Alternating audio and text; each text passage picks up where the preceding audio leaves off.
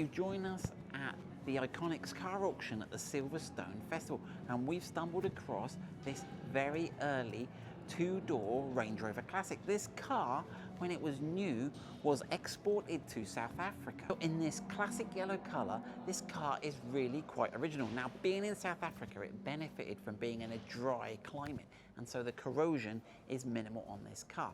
So this car has got the original V8 engine. Right, so the Range Rover Classic really started the whole SUV trend. So this is the first of the Range Rovers, the first real SUV. So the early ones were only available as 3 doors. It was only later that they brought out the 5-door version of the Range Rover. And to me, the 3-door Range Rover is the classic and the best looking Range Rover. Let's take a look around the back. This is where we've seen the classic Land Rover Range Rover split tailgate first appear, which we saw later on the Discovery 3s and also on the later Range Rovers. This car is mint with a very original looking, they called it the Kit Kat interior, I think because of the shape of the seats. But this was the car they advertised as the car for all reasons, not the car for all seasons, but it was a play on words, and it was the car for all reasons, whatever you wanted to do.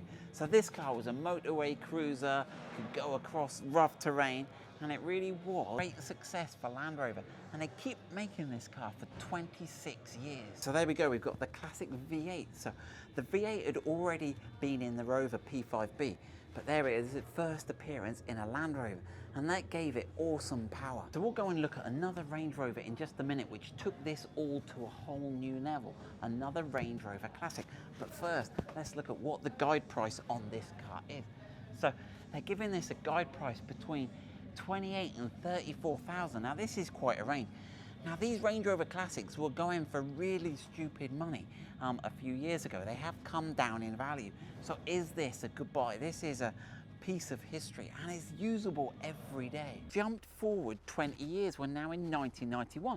This is still a 3-door Range Rover Classic, but they decided to make a special edition, and this is the CSK Special Edition, named after Charles Spencer King. Now we've seen these before at the Gaydon show, and in many ways this is one of the most collectible Range Rover Classics. You've got the classic 3-door shape, you've got the power of a tuned V8 engine, and you've got anti-roll bars front and rear. So this car was really, and if you think about it, this is the start of the performance SUV. So this is before we had all the AMG G-Wagons and the Land Rover Defender Octas. This is the OG of sports utility vehicles. Let's look around this car. This car appears to be pretty original and complete, and it is for sale with a guide price of £20,000. Now, I've just had a look, and Kingsley Cars have got a couple of these CSKs requiring restoration, 125, 135. But a restored one, they're going for around £60,000, £70,000, and they only made 200 of them. And this is number 129, and we'll look at the plaque on the inside. But there you go, you've got a V8 engine, but you can start to see some sort of rust and some water leak signs. I mean, it's complete. Another thing that the CSK had was ABS braking, so you've got the early ABS brakes. Generally the bodywork on this car looks okay, it all looks complete. Look, we've even got headlight washers, we've got the rally lights, we've got the chrome bumpers, but we've got the original wheels, but it's the bodywork that really lets it down, and you can already start to see some of the corrosion. Now, if you look at the MOT history for this car, it was MOT'd in 2018, and it's got the longest MOT failure I've seen. A lot of it's light, but they point to the rust on the bodywork. So let's grab the camera and have a look underneath. So you can start to see there's some corrosion setting in, and it looks like it's had some badly welded repairs done before. You can see this welding here, look. So it looks like it's had seals put on it.